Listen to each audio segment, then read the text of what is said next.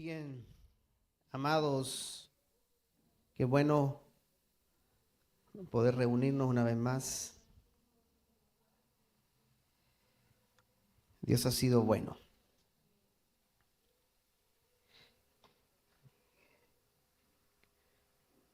Quería seguir con Mateo capítulo 13. Comenzamos la semana pasada a hablar acerca de las parábolas del reino. Y según Mateo 13, las parábolas tienen como finalidad esclarecer los misterios del reino. Misterios que para nosotros no debiesen ser misterios. Leímos, ¿cierto?, a lo largo de la Escritura que Dios ya ha revelado esto. ¿Cuál es la manera en la que Él ha revelado los misterios? Su palabra. ¿Qué queda de este lado? Lo que leía Cristian acerca de Pedro.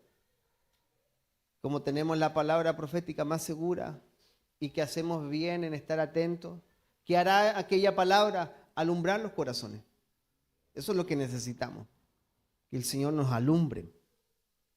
Así que las parábolas traen como propósito que los misterios se esclarezcan, se revelen,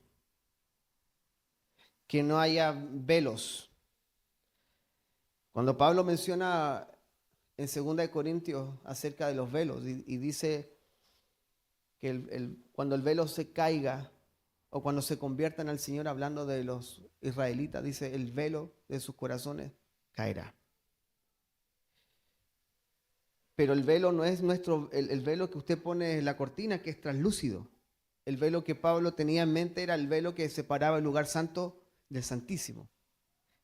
Un velo que la luz no pasa hacia el otro lado. Nosotros ensayamos hace muchos años atrás en el cine Velarde, porque ahí nos congregamos en Quilpué. Y el cine tenía todavía las cortinas del teatro. Y cuando ensayamos y había alguna actividad en las butacas o había algo que hacíamos nosotros, cerrábamos las cortinas y nos salía el sonido. Las cortinas eran tan pesadas y gruesas que el sonido no salía. Usted entraba al escenario y escuchaba todo el ruido de la música, pero no salía. Y eso es lo que Pablo tenía en mente del velo. Por eso que cuando la palabra fue revelada, escrita, los velos cayeron. Dios ya se dio a conocer por medio de su Hijo. Entonces tenemos el camino. Jesús, ¿qué dijo? Yo soy el camino y la verdad y la vida. Entonces tenemos el camino. Por eso Jesús dijo, y nadie viene al Padre sino por mí. Jesús es el camino para llegar al Padre. Entonces nosotros no estamos perdidos. Es imposible que un cristiano esté perdido si tenemos el camino. Yo soy la luz del mundo, dijo el Señor. Tenemos la luz, tenemos el camino. ¿Cómo podemos perdernos? Es una pregunta, ¿no? Si usted se fuera por Avenida Valparaíso hacia Quilpué, usted le dice, siga derecho, va a llegar a Quilpué. No sé, llegué al cerro. ¿Pero cómo? Te saliste del camino, porque no hay forma que te pierdas si sigues el camino. Así que los misterios del reino fueron revelados. No te puedes perder. No te puedes perder. Así que por eso que al principio de estas 7 parábolas que hay en Mateo 13, la parábola del sembrador no comienza diciendo el reino de los cielos es semejante. Nos dice, el sembrador salió a sembrar. ¿Quién es el sembrador? El Señor. Para que después el reino sea semejante a, primero se debe sembrar. El Señor es el sembrador. Él vino a sembrar únicamente la semilla del reino. Lo veremos más adelante, por supuesto, pero cuando el sembrador siembra, puede apurar el proceso. Puede decir, a ver, ¿cómo va la semilla? Y escarba la semilla. No escarba la semilla. Ya sembró. Por eso tiene que esperar pacientemente hasta que el fruto crezca o la semilla crezca.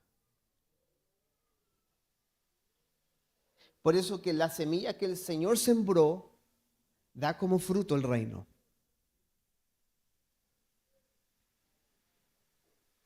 ¿Cuán importantes son las palabras? ¿Cuán importante es lo que usted habla? Y no estoy hablando de decretos, no estoy hablando de declaraciones, estoy hablando de lo cotidiano que usted habla.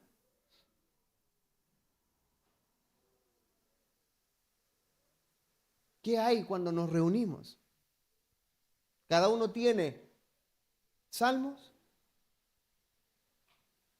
ciencia, sabiduría, profecía. ¿Qué tienen? Y Pablo menciona porque el reino, ¿sabe cómo se sigue extendiendo? Hablando. Hablando.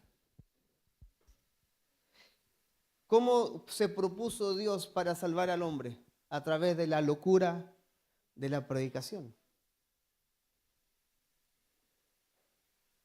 Mateo 4:17 dice que el Señor desde entonces comenzó Jesús a predicar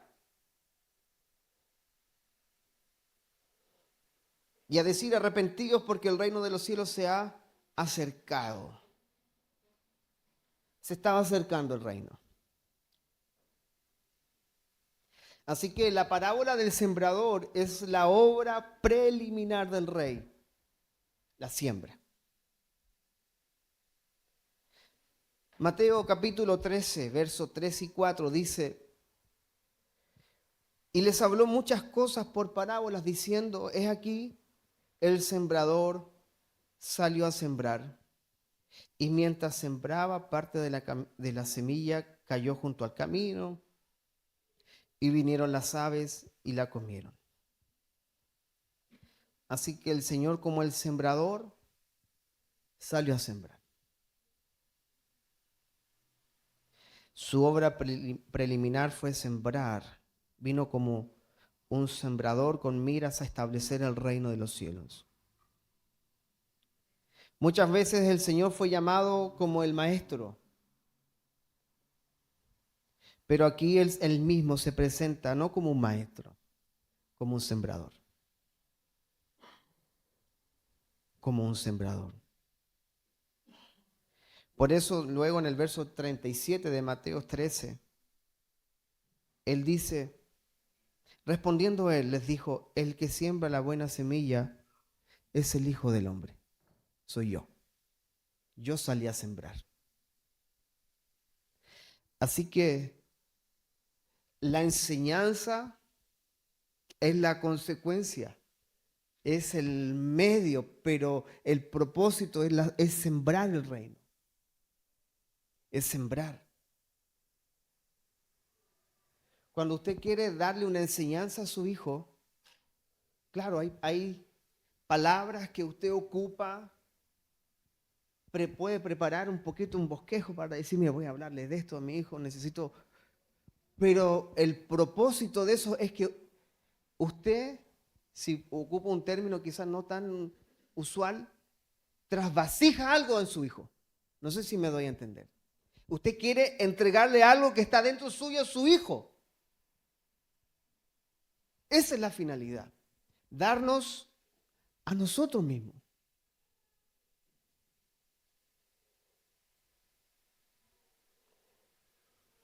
Por eso que el Señor ocupó la enseñanza como medio, pero la finalidad era darse a sí mismo a través de la enseñanza. Cuando Jesús o Pedro le dice, Señor, ¿a quién iremos? Solo tú tienes palabras de vida eterna. Pedro pudo tocar algo que otros discípulos quizás en ese momento no habían tocado o no habían visto, que sus palabras eran vida. Algo producía el mensaje del Señor que era más que una enseñanza. Algo de él salía. ¿O no pasó eso con la mujer del flujo de sangre? ¿Se acuerda? ¿Cuál fue la expresión del Señor? Poder salió de mí. Algo salió de mí. Y es lo mismo que sucedía cuando él enseñaba. Tú te puedes quedar con la enseñanza o con lo que él transmitía a través de la enseñanza. No desechando la enseñanza, sino que reconociendo que la enseñanza es el medio para que el Espíritu, para que las palabras de vida lleguen a tu corazón. Así que la semilla es la palabra del reino que contiene, ¿sabe qué? Al rey. Jesús dice de sí mismo en Juan 12:24, ¿se acuerda? Lo bíblico, ¿no? Juan 12:24, si el grano de trigo no cae en tierra y muere, queda solo. Él está hablando de sí mismo, ¿cierto? Juan 12:24. Pero ¿por qué dice el Señor esto? ¿Ahí?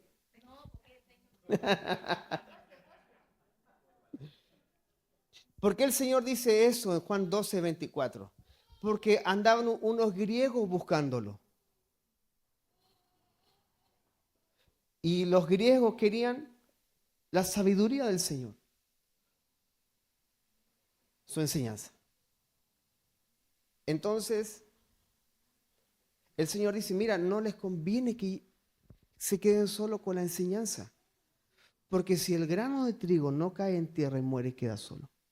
Pero si muere, lleva mucho fruto. ¿Por qué? Porque la semilla tiene intrínsecamente el poder de multiplicarse. Por eso que Él se dio a sí mismo. Y la enseñanza, todo lo que el Señor hizo es más que enseñanza, es vida. Así que, ¿de qué manera esta semilla se multiplica a través de nosotros? Porque el grano original de trigo puede producir miles y miles y miles de granos idénticos al original. Esto no es una clonación, es orgánico. Por eso que el reino comienza con un sembrador sembrando, para que el plantío de Jehová, que somos nosotros, seamos idénticos al mismo grano que se sembró en Juan 12:24.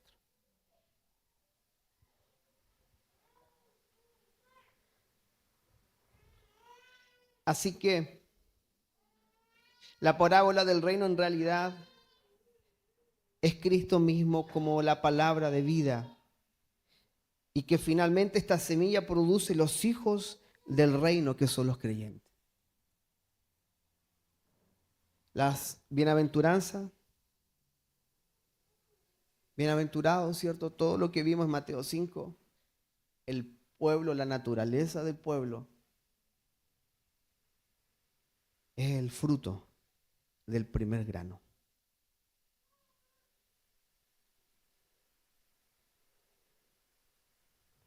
Así que el crecimiento de esta semilla, que fue el Señor, produjo la iglesia. Él fue el grano que se sembró primero. Y el fruto de este grano fue la iglesia.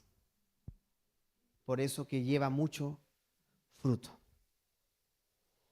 La semilla de vida, que es Cristo mismo, ha sido sembrado en la humanidad, o en el ser humano, en el hombre, y ha producido la iglesia. El esfuerzo ni el trabajo produce la iglesia. La iglesia fue producida por un grano de trigo que cayó, murió y dio vida. No fue porque el Señor fue y predicó y predicó y predicó. No, se sembró. No fue solo la enseñanza.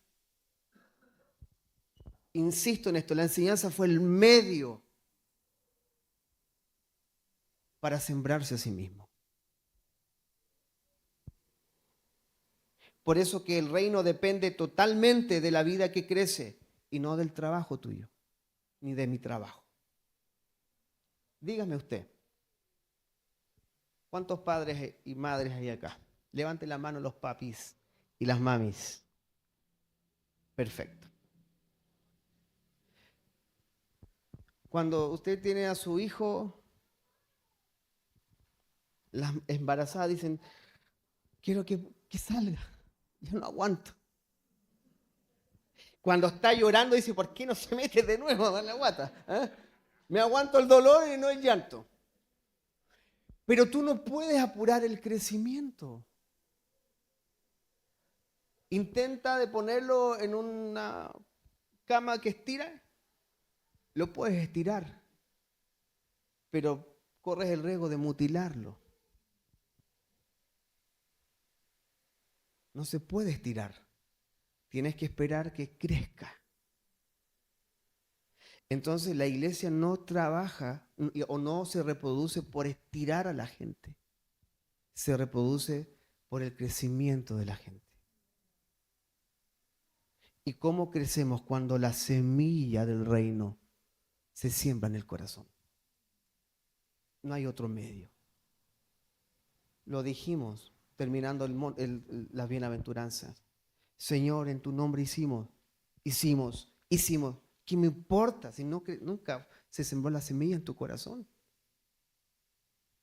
Podemos hacer mucho, pero no significa que hemos crecido. Así que el reino depende, repito esto, totalmente de la vida que crece y de su origen, que es Cristo. En efecto, el reino está estrechamente relacionado con la vida, no con los hechos.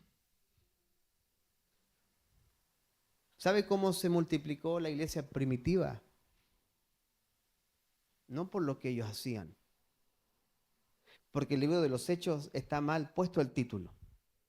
Dice Hechos de los Apóstoles. Fueron los hechos del Espíritu Santo. Los apóstoles lo único que hicieron es perseverar. Perseverar, estar juntos y sembrar la semilla. Por eso en 2 predicaciones Pedro, 8.000 personas. Contratémoslos para una cruzada evangelística. ¿No llena la iglesia? Es la semilla que se siembra.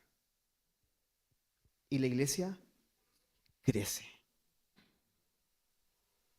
Por eso que esta parábola, la cual nos da un cuadro claro de la obra preliminar de Cristo, que se presenta como el sembrador. Este es el principio de todo.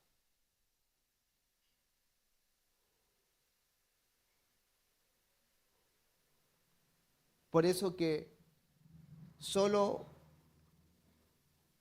un trigo puede producir otro trigo.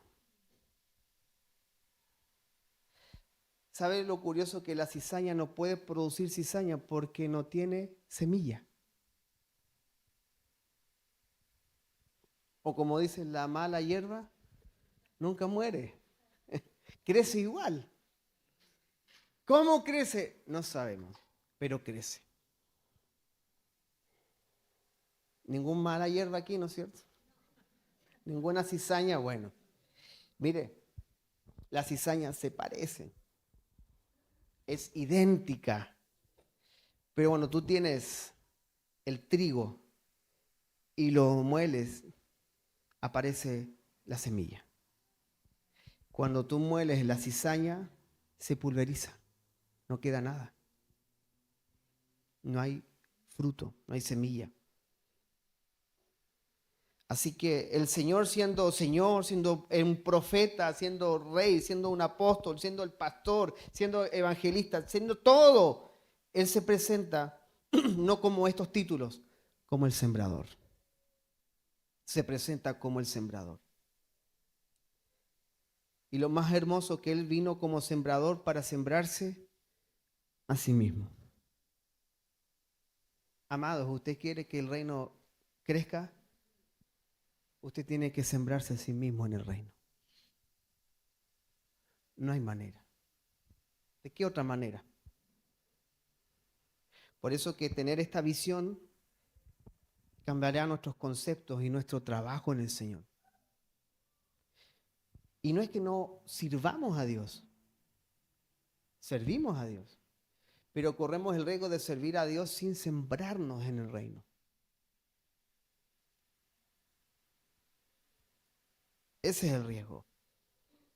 Porque el reino es absolutamente un asunto de vida. De vida.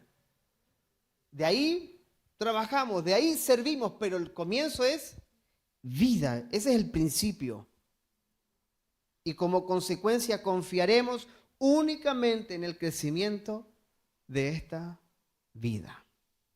Mire, el Señor quedó con 11 y no se desesperó porque sabía que había sembrado. Tiempo después, meses, días después de su resurrección, la iglesia crece exponencialmente porque ya había sembrado. Y esto no ha parado. Y se sigue multiplicando porque es un asunto de vida.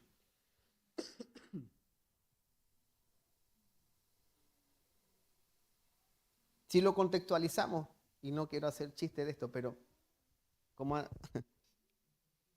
ya lo dije ya. Si en una isla desértica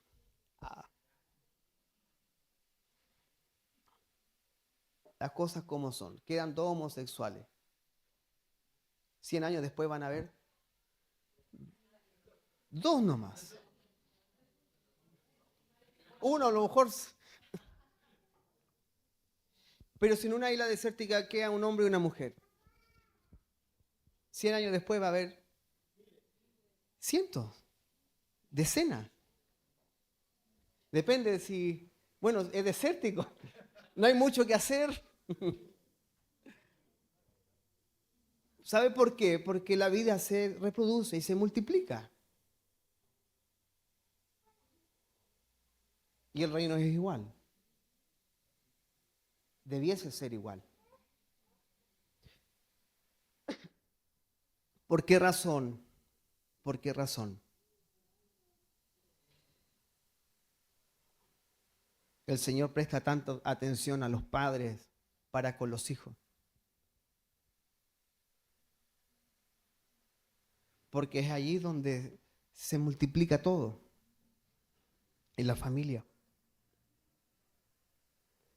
Así que, amados, todo esto es un asunto de vida. El reino crece, no con nuestra labor, con la vida de Cristo. No debemos tratar de edificar la iglesia por nuestra propia cuenta, porque la iglesia solo se edifica por el crecimiento. ¿Cómo medimos el crecimiento? Ya ese es otro punto.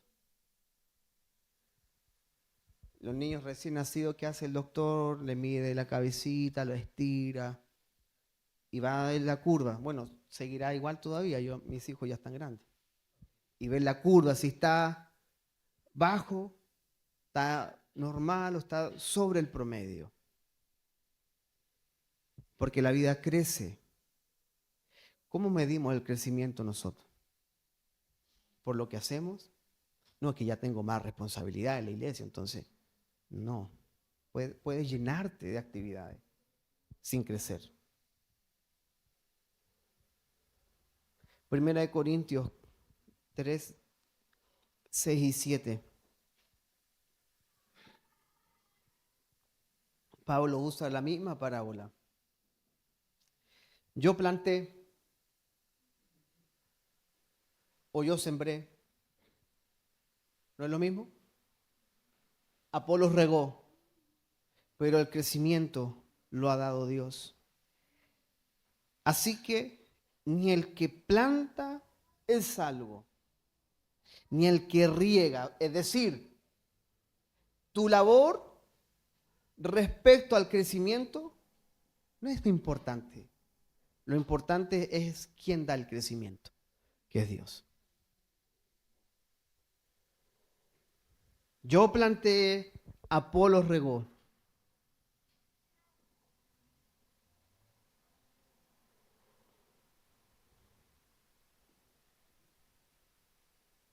El riego es continuo. El riego es continuo. Usted puede sembrar la semilla y acordarse 2 meses después, oh, no regué las.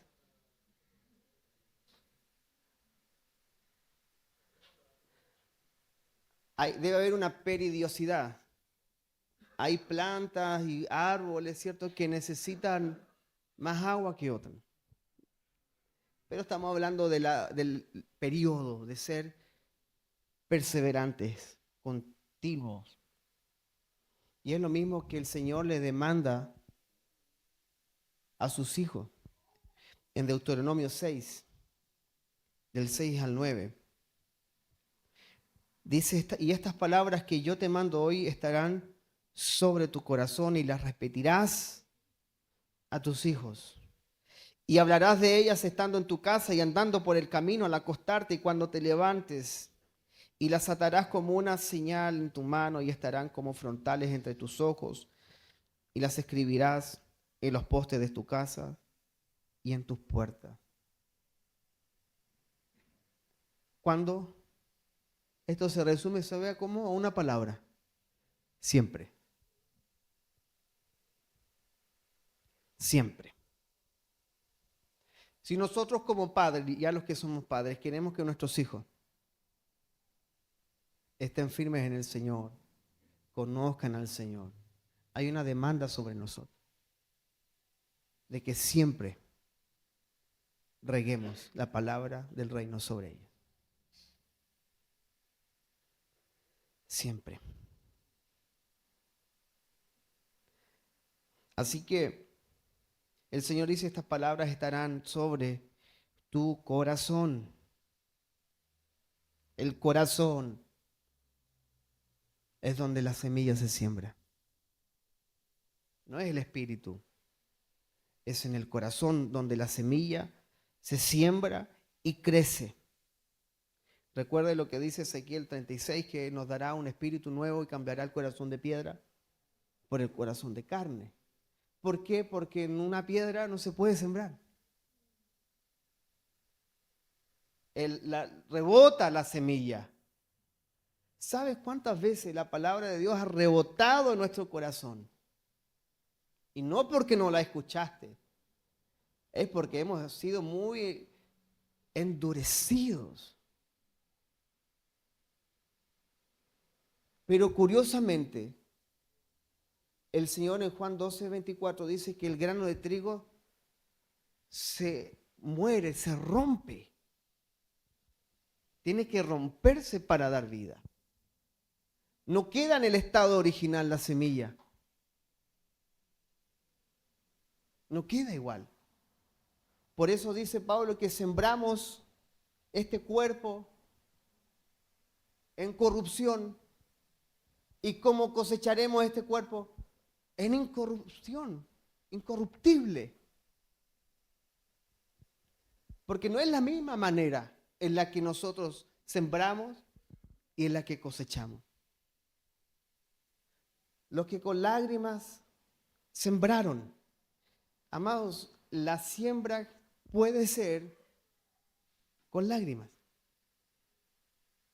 ¿Por qué? Porque ves a tu hijo que está desinteresado con las cosas del Señor y tú le hablas duro, no te pesca, tú das vuelta de la espalda y te vas llorando. Cabrón rebelde. Espérate nomás que me veáis permiso. Pero la periodicidad, el regar y la obra del Espíritu por medio de la palabra dicha, ablandó el corazón. Y un día ya al menos te prestó atención.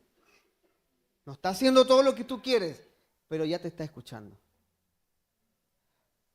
Ya la semilla se rompió y está creciendo un vástago. Va a dar fruto. Persiste. Tranquilo. No es tu labor, es la semilla que contiene la vida. Persiste porque ahí está el poder, no es nosotros. El poder está en su palabra. El poder está en el Espíritu Santo, no en nosotros. Por eso Pablo a los Corintios le dice, no fuimos a vosotros con palabras de humana sabiduría. Podemos persuadir a la gente.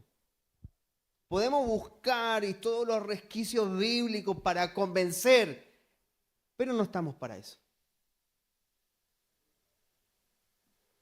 Estamos para que la semilla se siembre.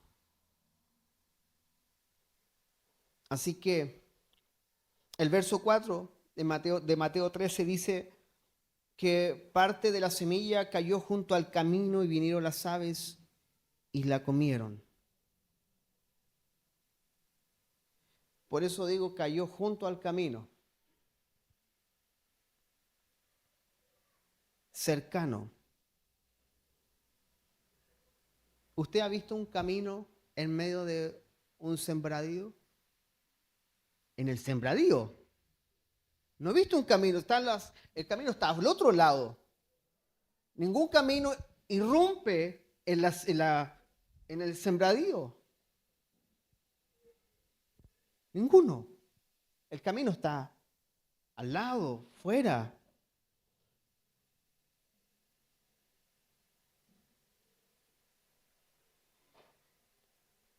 El tráfico por el mundo trae cierta secuela. Cuando hemos sido demasiado permeados por las cosas del mundo, trae estas secuelas que se endurece ciertas áreas de nosotros y no puede abrirse para entender, no puede comprender la palabra del reino. Entonces las aves comen, la semilla quedó encima, no profundizó.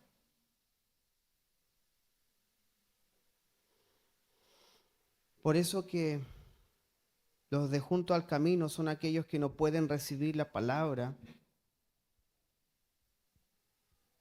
porque son aquellos que no son los pobres de espíritu, ni los de corazón puro.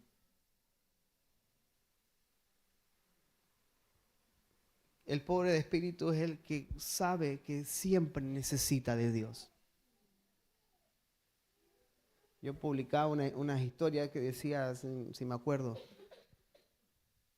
hacemos bien cuando buscamos a Dios en el problema, ¿cierto? Nos hace dependientes de Él. Pero cuando seguimos buscando a Dios en la bonanza y en todo lo bueno, eso demuestra tu fidelidad a Dios. La fidelidad al Señor. Porque cuando nos comienza a ir bien, ya no hay tanta dependencia. Estamos bien. Vamos a la casa y le decían, no, que me salió un partido. Me salió otra cosa. Pero cuando estaba necesitado,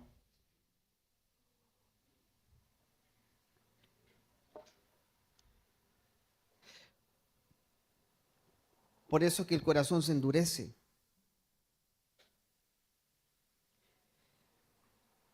El terreno que debió haber sido fértil se endurece. Si usted ve los surcos para sembrar y alguien atraviesa y comienza los de atrás a cruzar, ¿qué pasa con el camino? Se endurece. Ya no está el surco para que la semilla caiga. Y miren lo curioso de esto, que para sembrar la tierra se tiene que abrir.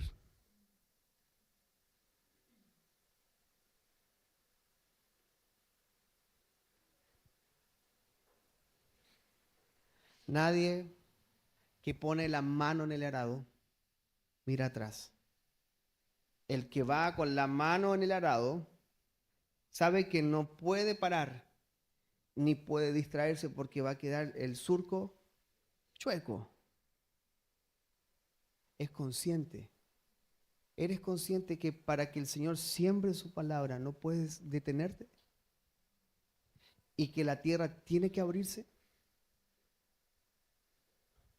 Que la tierra se abra es que el corazón tiene que ser abierto.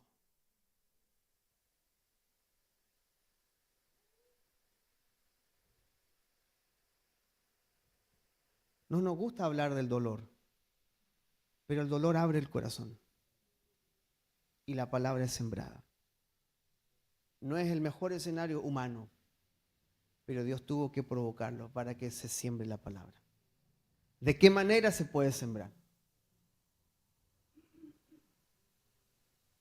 Así que nuestra mente, nuestras emociones, nuestra voluntad, todo debe ser abierto al Señor. Porque el reino, la semilla debe permear todas las áreas de mi vida. Así que, ¿qué tipo de terreno es usted? Somos alguien que está junto al camino, que la vida y todas las cosas, estamos endurecidos. Y si eso ha acontecido, déjame decirte que Dios va a arar la tierra. El Señor va a arar la tierra. Deja que are la tierra.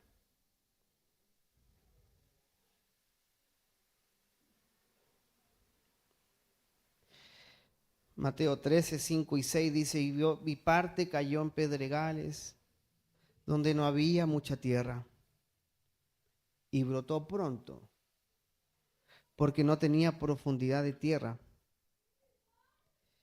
Pero salido el sol se quemó, porque no tiene raíz, se secó. Los pedregales que no tienen mucha tierra representan el corazón que recibe de modo superficial la palabra, porque en lo profundo de él se hallan piedras. Las piedras.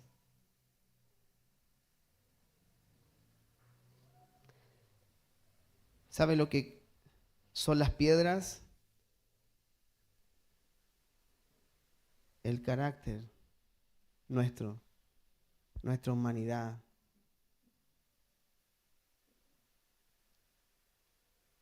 Sin mirar a nadie, ¿eh?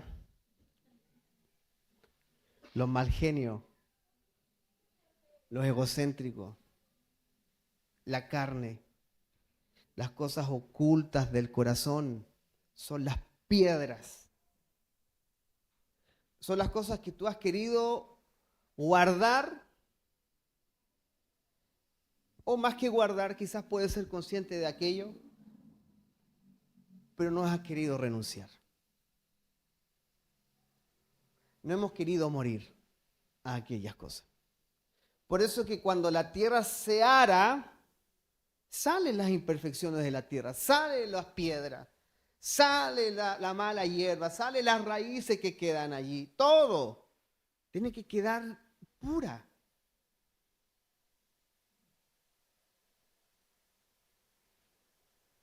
Así que los mal genios, digan amén los mal genios, a ver, hay varios, ¿eh?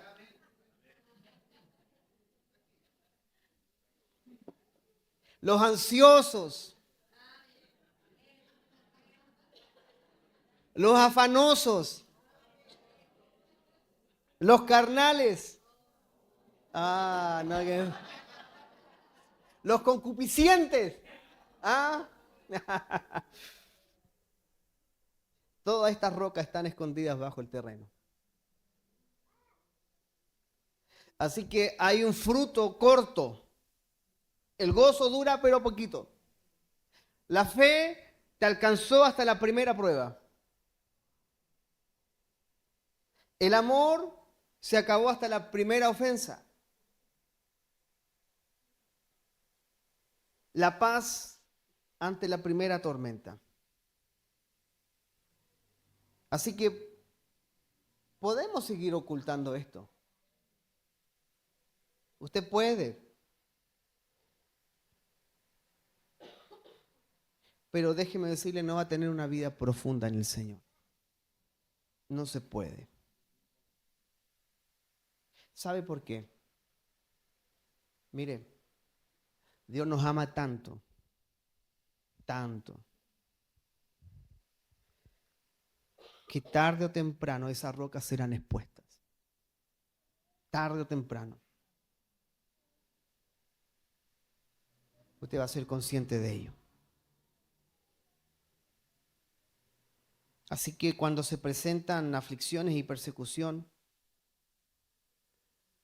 la palabra no va a ser suficiente. No porque la palabra es insuficiente, es porque el corazón tiene demasiadas piedras. Muchas cosas que no han querido salir.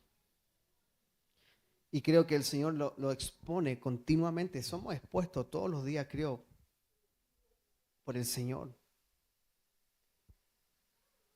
Por eso que Él extraiga todo.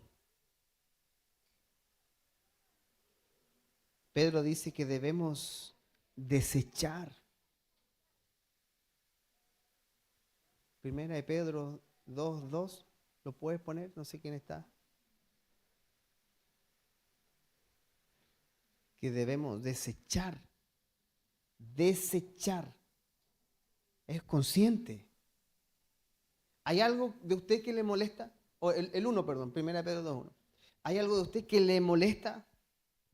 Desechando toda malicia. Es que no nos consideramos malos.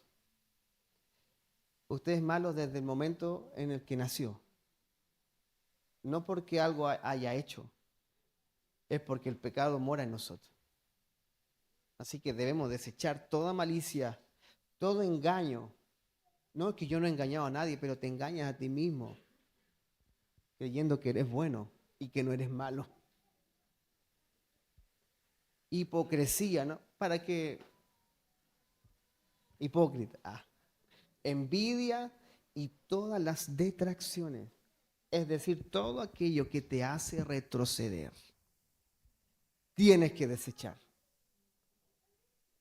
¿Sabe lo que la palabra debe producir en nosotros? Conciencia. Ser conscientes de que eso es para mí. Pero no nos consideramos así. Por eso que no desechamos. Tenemos corta duración en el gozo, pasamos más deprimidos que alegres. Pasamos más angustiados que seguros. Hermanos, ¿cómo es posible? Nos salimos del camino. Nos salimos del camino. Así que usted debe desechar. Cuando el Señor venga a arar, cuando se peleó con el vecino, cuando el compañero de trabajo, o el jefe, o el esposo, o la esposa, o los hijos, o lo que sea que te sacó de tus cabales, Dios está arando la tierra. Sé consciente de lo que Dios está haciendo. Sé consciente. Mateo 13:7. Y parte cayó entre espinos, y los espinos crecieron y la ahogaron.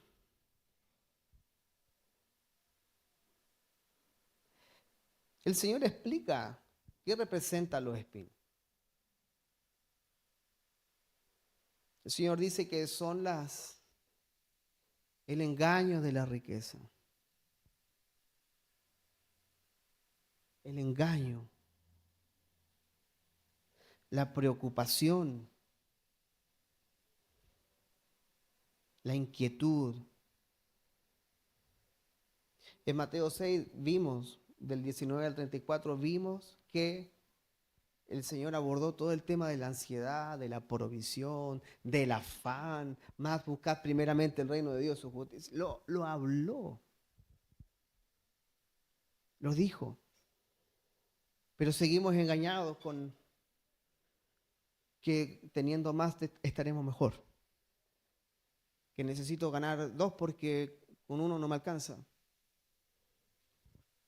Y vamos en pos de ello. Este tercer tipo de terreno es tan malo como el otro. Le es difícil a la semilla crecer debido a la ansiedad y el engaño de la riqueza. Y todos estos espinos deben ser desarraigados. Todo. Sabe que todo lo que hay en nosotros debe ser expuesto al Señor. No hay nada que a Dios le sorprenda de ti.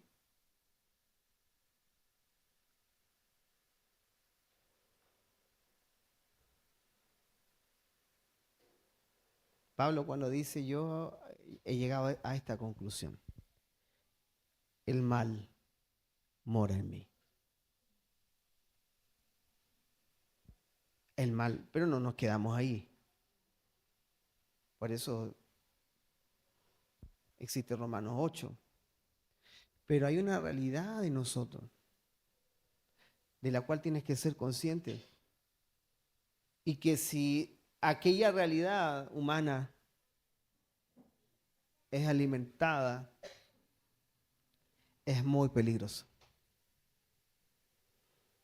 No daremos fruto.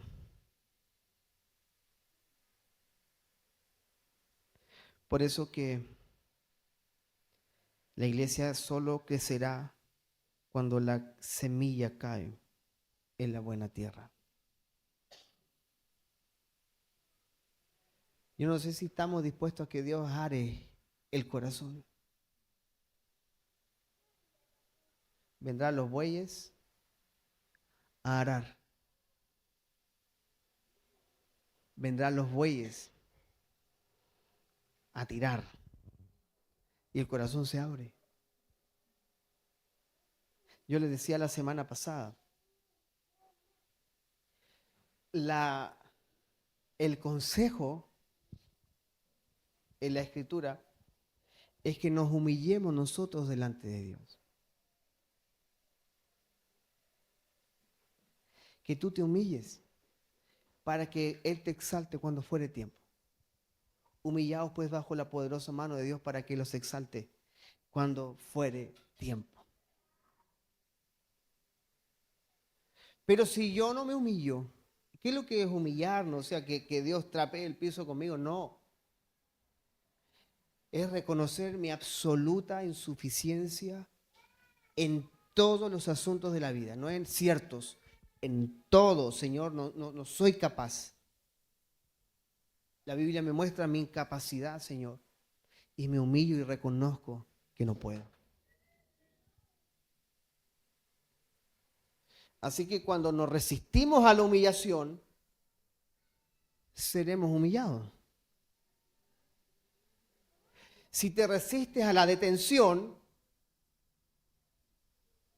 vas a ser forzado a detenerte.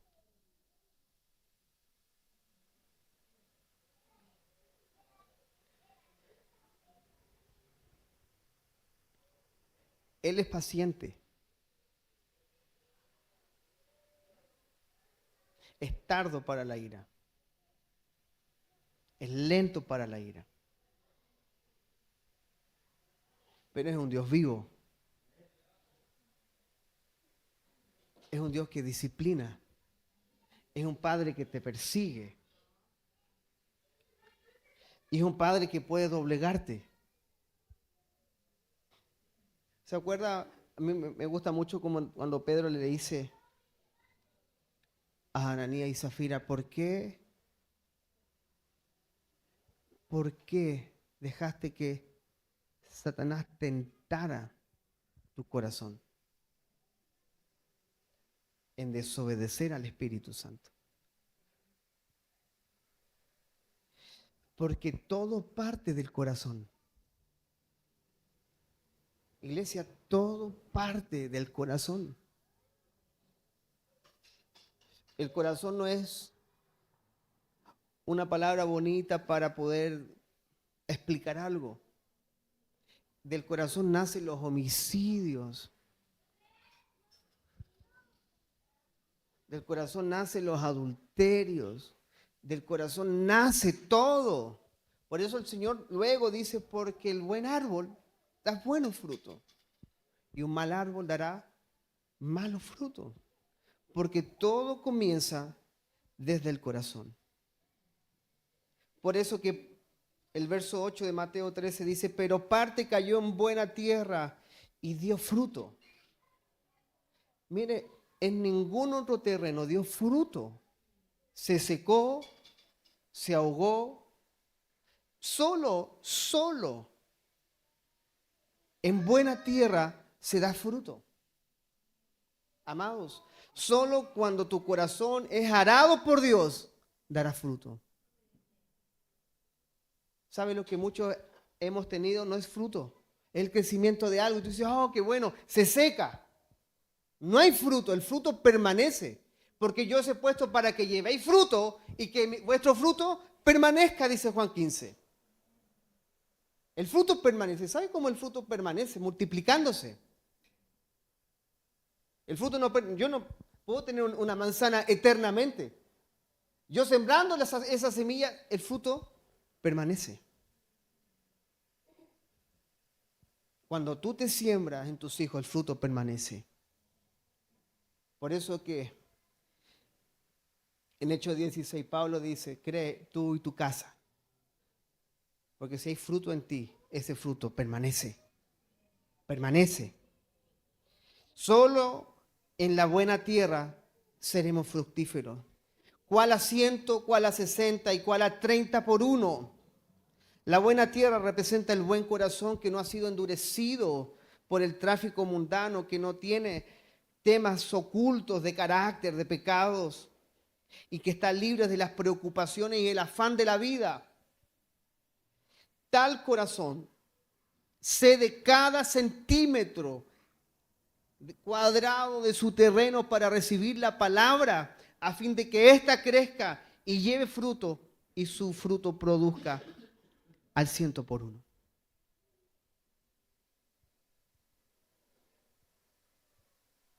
Así que creo que debiésemos siempre preguntarnos por qué las cosas no han resultado.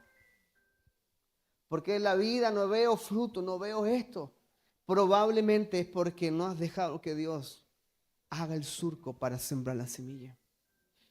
Llevo 20 años en el Señor y ¿qué importa que lleves 20 años? Te endureciste.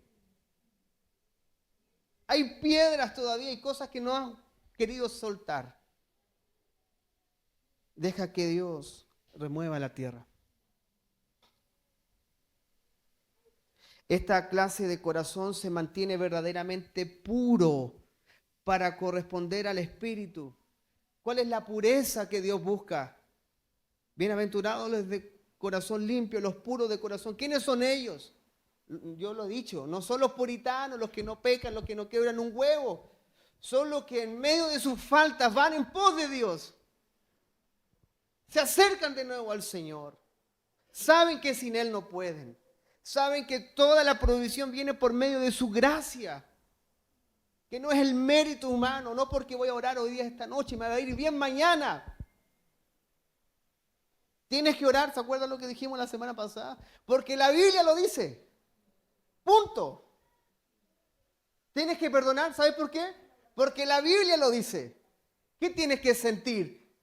¿Una coquilleo, una electricidad? ¿Qué? Si me voy para atrás, si me voy... No, la Biblia lo dice y punto. Si el carabinero te para por exceso de velocidad, reclámale todo lo que quieras, pero va a decir, mire, la ley dice esto, lo siento, está bajo la ley. Siempre te va a remitir a la autoridad superior. Hable con el juez. El carabinero no se hace el problema. Yo no me hago problema con usted. Hable con el Señor. ¿Por qué me va a hacer problema que usted se enoje porque lo que digo? No me quita el sueño. Hable con el Señor.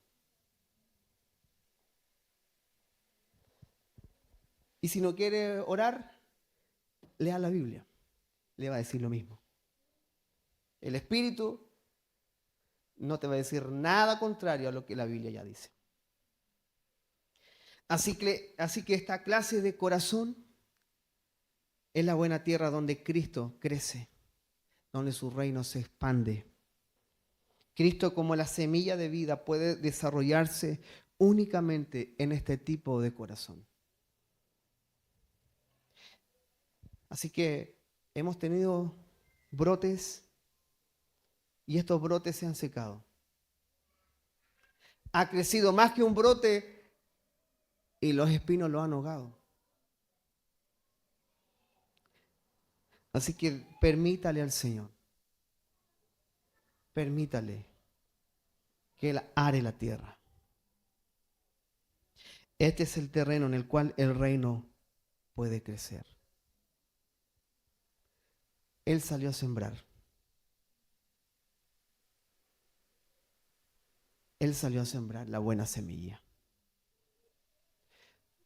Así que mientras Él sembró la buena semilla, los apóstoles dieron fruto y el fruto no fue la multiplicación de la gente, por favor. ¿Sabe cuál fue el fruto?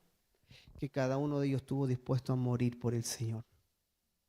Eso te habla de una vida completamente rendida a Él.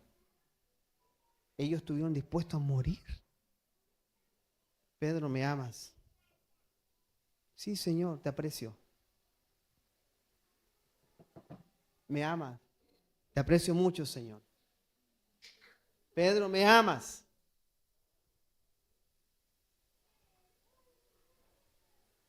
Sí, Señor, apaciéntalo. Él no te dará nada de valor para Él sin que antes tú no le ames y le desees. Usted le daría a su hijo recién nacido a un desconocido para cuidarlo.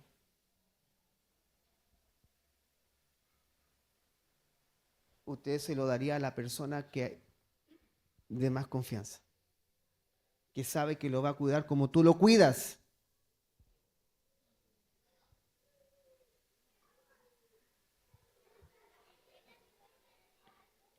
Que ames lo que Él ama.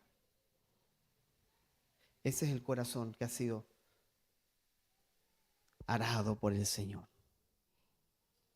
Así que los problemas, los conflictos que has vivido en la vida, ¿sabes para qué ha sido? Para que el corazón se abra, para que la semilla caiga y en su tiempo dé fruto. Es que llevo un mes esperando, no importa. No es muy alentador lo que te voy a decir, pero para el Señor un día son como 1000 años y 1000 años como un día. Así que si un hermano se acerca y te dice, mira, no sé, pero el Señor me dice que te esperes un día, ay, no sé si es bueno, hermano.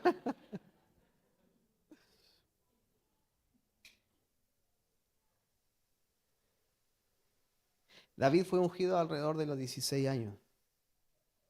Sufrió 14 años casi de persecución. A los 30 reinó y se sentó a reinar. 30 años. José a los 17 se fue de la casa del papá como esclavo, como sirviente, como mayordomo, cayó en la cárcel. Y a los 30 años, dice la escritura. Hay tiempos de proceso, de que la semilla se siembra y se riega hasta que da fruto. Pero sabes que cuando da fruto, para esperar la próxima estación no es tan largo, es más rápido. Ya creció. Entonces cuando viene el invierno, tú sabes que vendrá el verano. Tiempos y ocasiones acontecen a todos. Tiempo para reír, tiempo para llorar, para vivir, para morir, para sembrar, ¿cierto? Para cosechar. Tiempo. Amados, la vida es cíclica. No es eternamente verano, ni eternamente primavera. Salomón en esta óptica quiso decirnos, la vida es de blanco, hay negro, hay grises de repente, hay inviernos, hay verano, pero hay estaciones intermedias. La vida es así. ¿Y qué es lo que nos enseña su palabra? De que Él es fiel en todo tiempo. De que hay cosechas en invierno, pero hay siembras que se tienen que hacer en invierno también. Como hay cosechas en verano y hay siembras en verano. Este ciclo nunca termina. Si no nos quedamos sin comida. La siembra y la cosecha no termina. El que tú siembres la palabra en alguien no termina, es de continuo. ¿Te quiere escuchar tu hijo o no te quiere escuchar? Le vas a hablar del Señor. Traerá fruto. Y ya cuando crecen tú ya no los mandas como cuando eran niños. Pero tú sigues hablándole del Señor. Y va a producir fruto. Amados, produce fruto. Por eso es que el agricultor espera pacientemente hasta que el fruto es ahí, hasta que llegue el fruto. Así que yo no sé si hoy día tú quieres ser una buena tierra. Yo no te digo que mañana se van a acabar todos tus problemas. Pero si nos disponemos al Señor, es el comienzo. Es el comienzo. Sabes que todos los días, a mí no me gustan esas frases, me cargan, pero a veces cuando soy muy honesto me retan en la casa, pero me cargan ciertas frases evangélicas. Tu futuro de gloria. Hoy es mi día de gloria. ¿Qué mañana? Si el Señor vive en mí, ¿qué tengo que esperar mañana? Iremos con mayor gloria, como dice la palabra, pero hoy día es mi día. Este es el día que hizo el Señor. Nos alegraremos en Él. Hoy nosotros postergamos, vivimos en la ley de la postergación. Postergamos la felicidad, postergamos vacaciones, postergamos el reino, postergamos todo. Postergamos los hijos por el trabajo. Vives en una ley de postergación y el día de mañana te van a postergar a ti. Porque lo que tú siembras cosecha. Entonces tus hijos, no, mamá, no tengo tiempo. ¡Pah! La ley de la postergación. Pero hoy día la Biblia nos dice que es hoy. Esta escritura se han cumplido delante de vuestros ojos. Este es el año agradable. Porque me ha ungido Jehová para dar buenas nuevas a los pobres, sanar a los enfermos. Es hoy. Estamos en el día agradable del Señor. Porque Él se acercó, porque Él vino. No tienes que esperar el mañana para ser feliz. No tienes que esperar el mañana para estar en paz. Hoy día es tu día de paz y el día de tu gozo.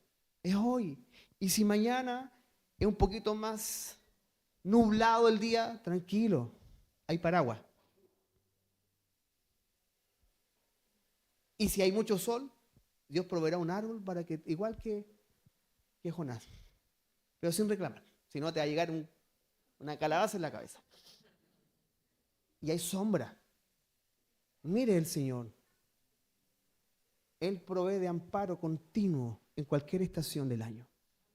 No lo hará contigo. Si no escatimó ni a su propio Hijo, ¿cómo no nos dará juntamente con Él todas las cosas? Amén.